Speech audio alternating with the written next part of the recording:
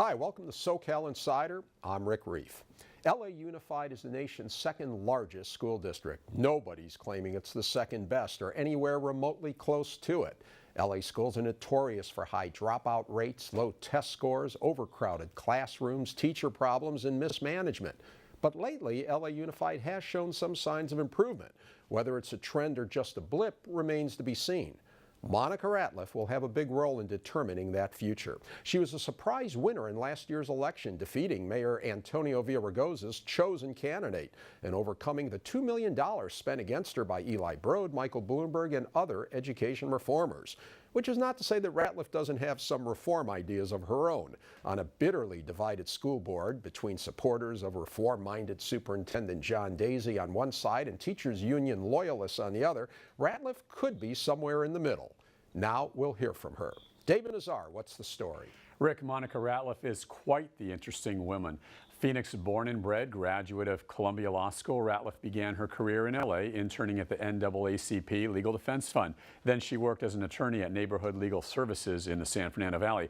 However, while there, she decided to change professions and become a teacher because Ratliff told me she felt the best way to combat poverty was through education. So for the past 12 years, Monica Ratliff has taught at San Pedro Elementary, and now she sits on the board of the Los Angeles Unified School District.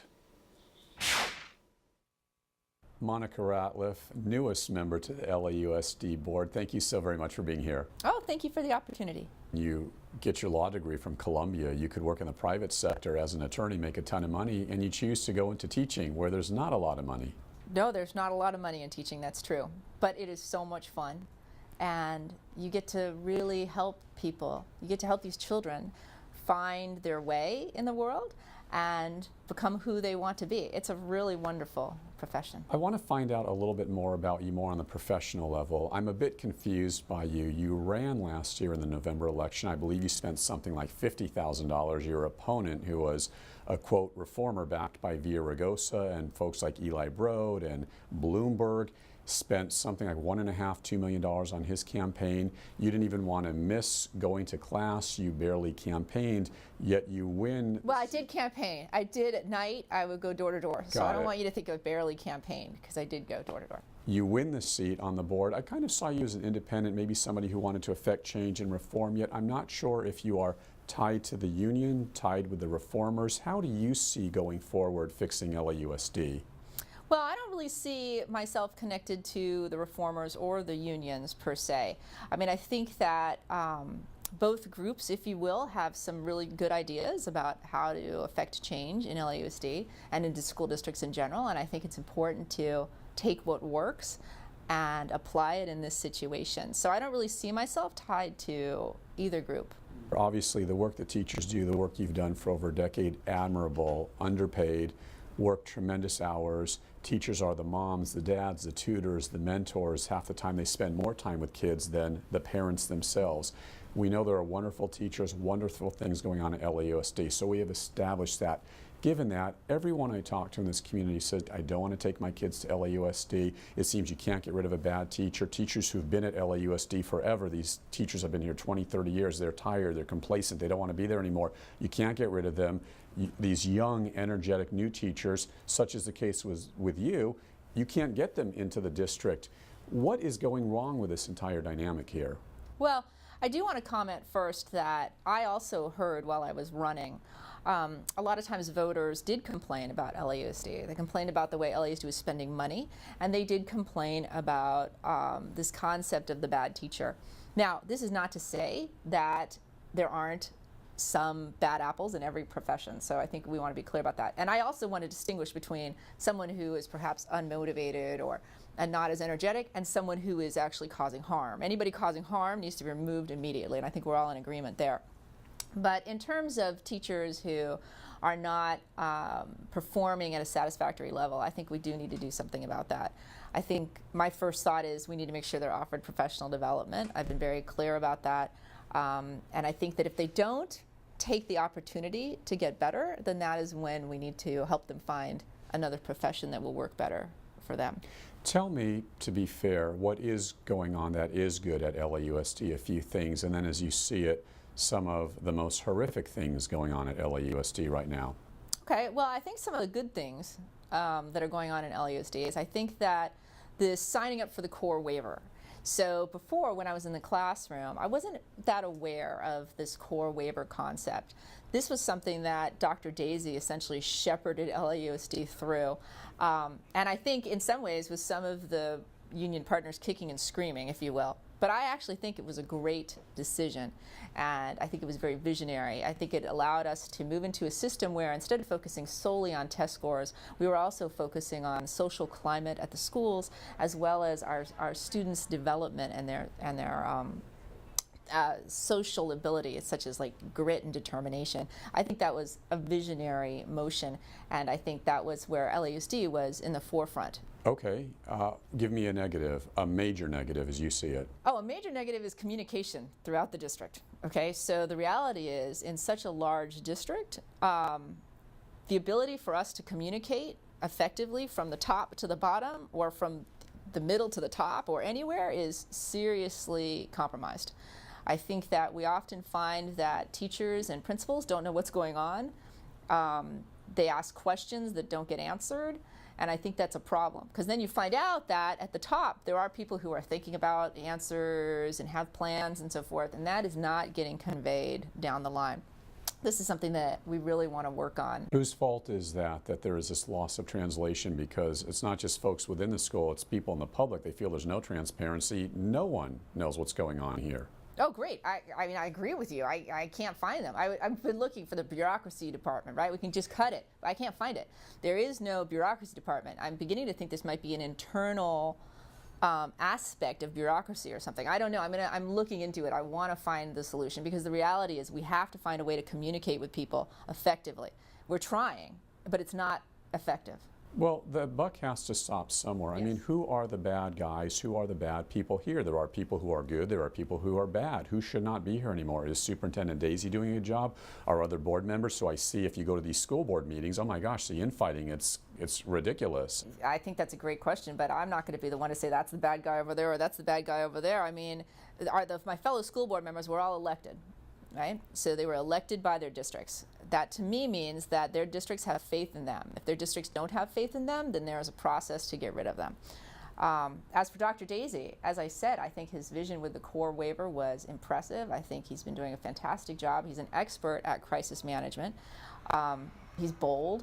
I mean, what I think is really interesting is, having worked with Dr. Daisy now, when I was a teacher, I was very afraid of Dr. Daisy. I thought that he hated teachers. I had this impression of him as someone who just despised teachers. And I remember speaking with him about it early on in my tenure, and I met with him and I told him about this. And I remember him saying, how could I hate teachers? I'm a teacher. I'd have to hate myself.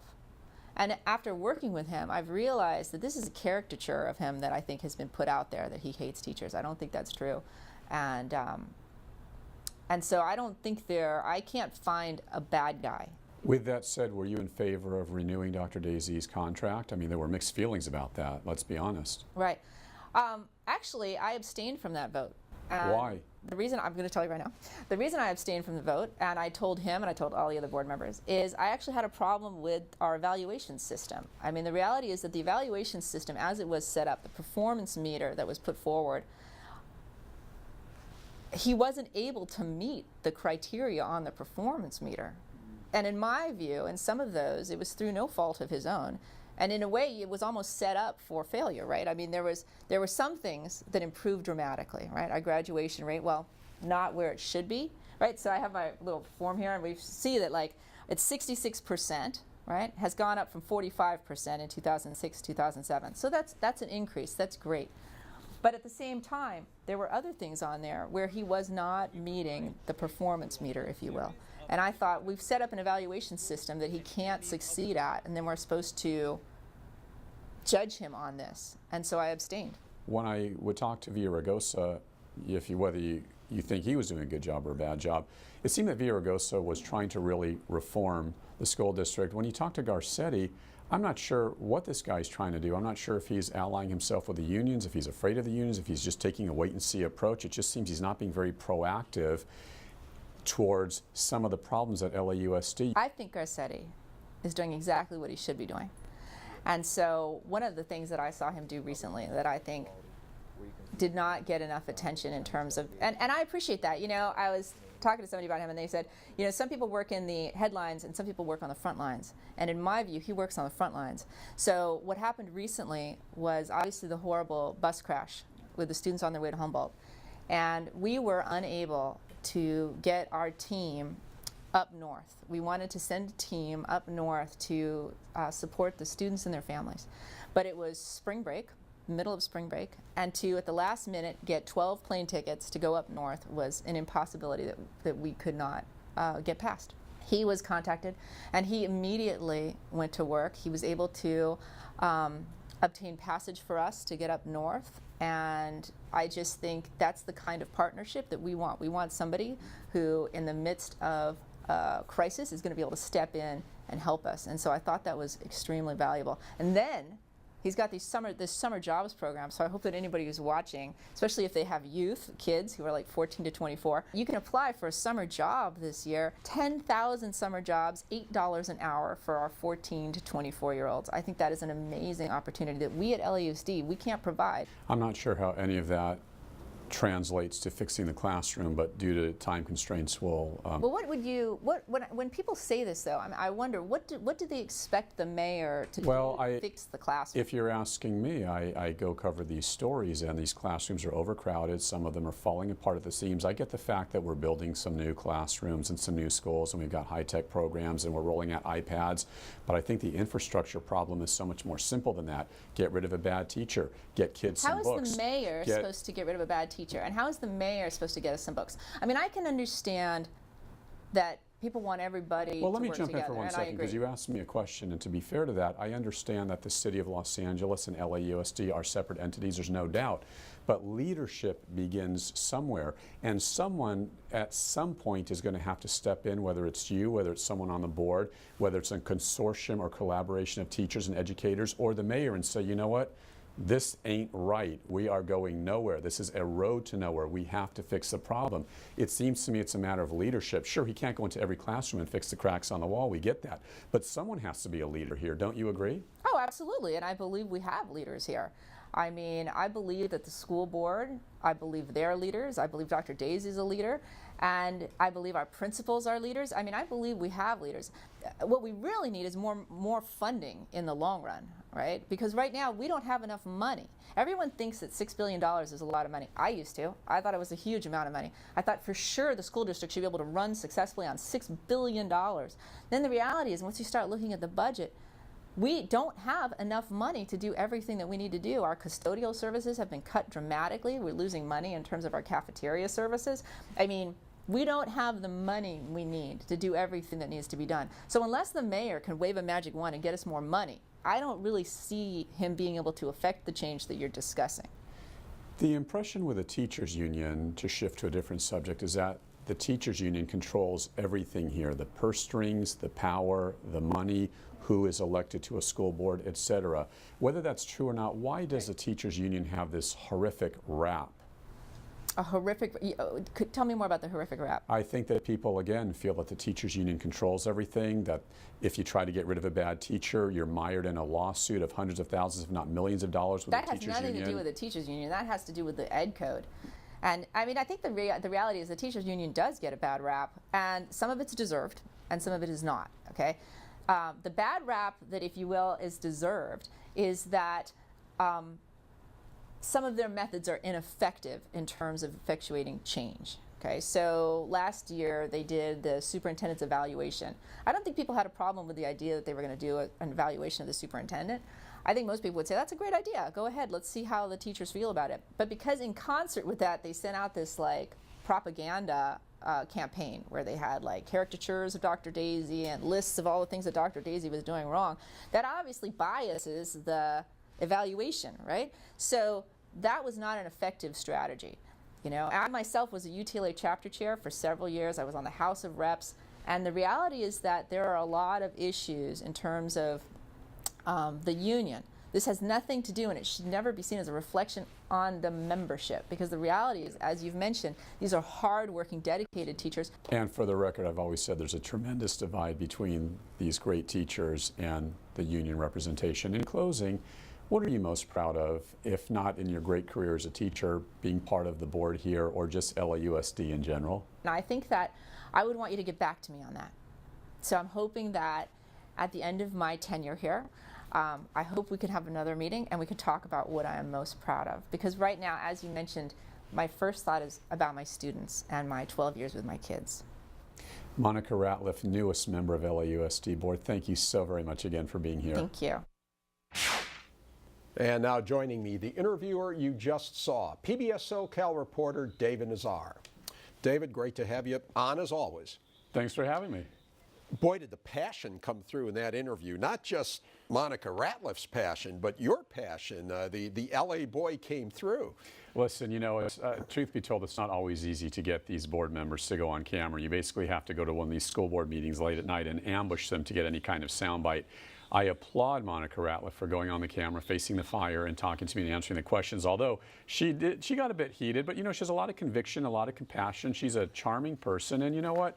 It was funny though when she sort of put things on me. I didn't know if that was a bit of the old Columbia Law School within her, but whether she was being evasive or defensive. But you know, I'm sadly never at a loss for words, as you know. Certainly, and charming might be one of her traits, but I don't think that's the first one I'd come up with. Maybe tough as nails, which I guess you have to be if you are essentially running against the whole city establishment. The mayor's got his hand-picked candidate. You've got billionaires funding a campaign against you. You're getting outspent wildly. I guess you do have to be tough. She is a tough gal. I mean, isn't that something if you figure that she spent, what, about 50 grand on the campaign, and her opponent spent about $2 million, a hand-picked opponent? And give her credit. I mean, she's in the classroom teaching all day, and then she's going door to door at night. Well, but that was part of her. Just having school teacher after her name was probably worth $1 million, especially against such a weak opponent who really didn't understand the education business like she did. Look, I mean, she understands the business. She's been in the trenches for 12 years, and that resonates with voters. They get it. Yeah, no, I got to tell you, David, I am concerned, though. There are some things she said. I think she said something for everybody.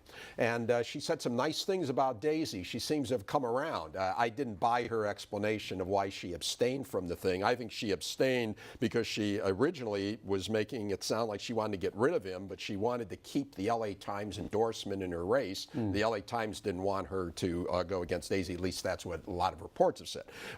However, I got to tell you, I'm just, there were some things she said that makes me think she may not be the reformer some people are hoping. All right, well, let us know what that is. So dissect the interview. You like to analyze it. What's your issue with some the of the little buzzwords you look for in this whole debate? Whenever somebody says there's some bad apples in every profession and we have to give teachers a chance if they're not performing. No, in other professions, if a doctor botches up an operation, you don't say, well, let's give him a chance. Let's let him keep working. The school kids pay when you do that. That's one thing. And when she says the education code is the reason you can't get rid of a pedophile teacher or some of these other teachers, who writes the education code? It's the unions that influence the lawmakers. So that just seemed to me to be a dodge. On the other hand, she said some things very supportive of Daisy, so I guess you can almost take away whatever you want. Remember, though, there's a difference when you're running to be on the school board and you can sort of name names or call out folks or be sort of critical of, let's say, a superintendent like Daisy. When you're on the school board, then you become a team and you've got to toe the company line, so to speak, and obviously talk a good game. I don't know where she really stood with Daisy because, of course, again, she abstained from that vote, yet she explained why. She didn't believe in the quote-unquote voting system. Yeah. Anyway, David, you also talked to her about the Vergara versus California case. And just for viewers, this is a landmark case that's been heard now in LA Superior Court. There should be the judge says he'll have a ruling by July. This could change education. This is basically education reformers versus the teachers unions. Right. And on behalf of 9 school kids, the parents have sued the State Board of Education, essentially saying that all of these teacher rules we've been talking about result in a lot of bad teachers that then deprive underprivileged and poor kids from their right to a quality education. Yeah, I mean, this could change education as we know it. As you say, it's a landmark case. However, I did discuss it with her. She gave somewhat of a cryptic, vague answer, so I left it out of the interview, although she did talk about teacher tenure. And in fact, here is what Monica Ratliff had to say about the Vergara case. I'm interested in what's going to happen in terms of tenure, because right now tenure is provided after 18 months of service, and unfortunately it's either grant or deny, which means that at the end of 18 months the principal either has to grant tenure, the district has to grant tenure, or we deny tenure. It's one or the other. There's never an opportunity to say, we think you need a little bit more time, we'd like to see how you're going to develop. It's either in or out, and I think that that causes a lot of problems. I don't think we can know whether you're going to be an effective teacher after only 18 months. Wow, I'll tell you, David, I'm going to disagree with you a little bit. I think she said a lot there, and I think if I'm a reformer, I'm encouraged by what I just heard, and if I'm a hardline union-type boss, I'm upset. She's essentially saying that 18 months isn't long enough. California has the shortest tenure of any state in the country. It's after 18 months, and effectively with vacations and stuff, it's 14, 16 months. Many states have 3 years, 4 years before a teacher gets tenure, because once they get tenure, it's almost impossible to fire them. I hear her saying that maybe that needs to be changed. I find that one of the most interesting things that she had to say to you.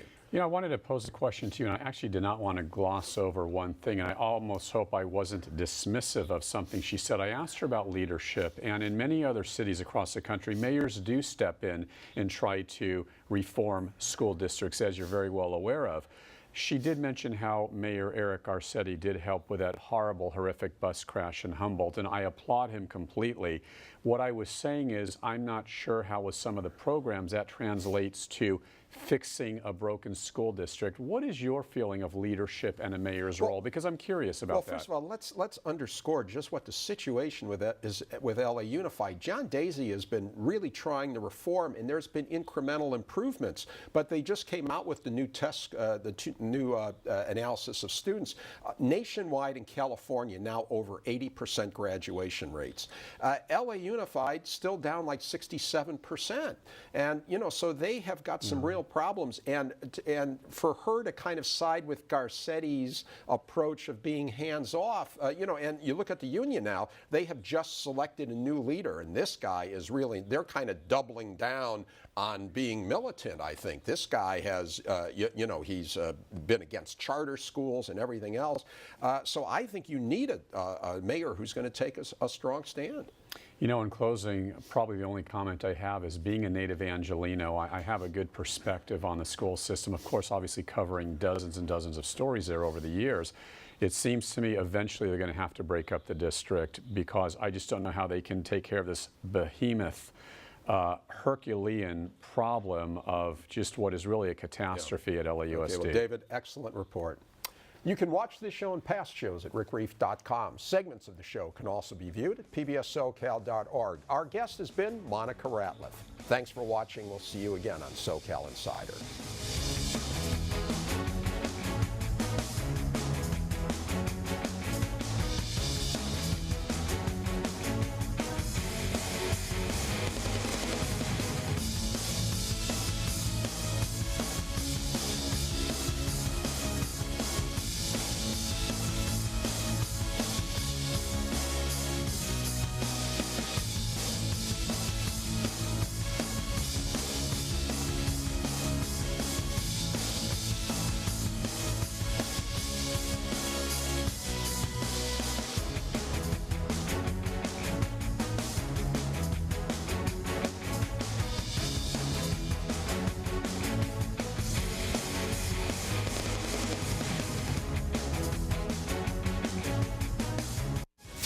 SoCal Insider with Rick Reef is brought to you by the following.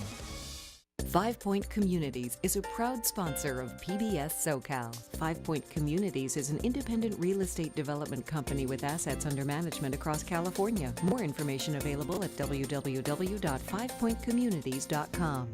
Snell and Wilmer is a full-service business law firm with more than 400 attorneys in Orange County, Los Angeles, and throughout the West. On the web at swlaw.com. Snell and Wilmer. Straight talk, sound counsel. Practical solutions. Relief Pod's latest generation of safety kits now go everywhere you go.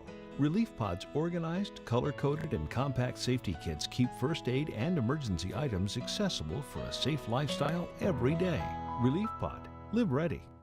A healthy future for you, your family, and your business is why Memorial Care Health System transformed healthcare. Our hospitals, physicians, and outpatient centers keep patients healthy and care for them when they're not. Memorial Care, one healthcare system leading the way. The nice thing about City National for me is that they've been the same from the time I started my business to the time I sold my business. And the most important thing I think you can decide is who you're going to choose to protect and to help me to run my business better. City National is definitely the way up for me and my business.